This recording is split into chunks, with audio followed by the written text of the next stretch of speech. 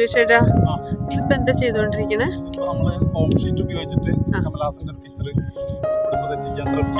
ഇതിപ്പോ എത്രാമത്തെ വർക്കാണ് സുരേഷ്? 55ാമത്തെ.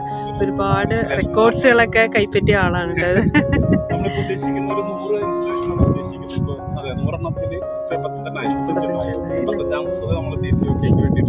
തകർക്കുകയാണ് നമ്മുടെ ചിത്രം വരച്ചിട്ട് ചേർത്ത് ഒരു 2-3 അടിയൊക്കെ വലിപ്പമുള്ള, പക്ഷെ ഇത്രയും വലിയൊരു ചിത്രം ആദ്യമായിട്ടാണ്. അതും ഈ മീഡിയം വ്യത്യാസമുണ്ടല്ലോ, എല്ലാം വ്യത്യസ്ത മീഡിയങ്ങളാണ്.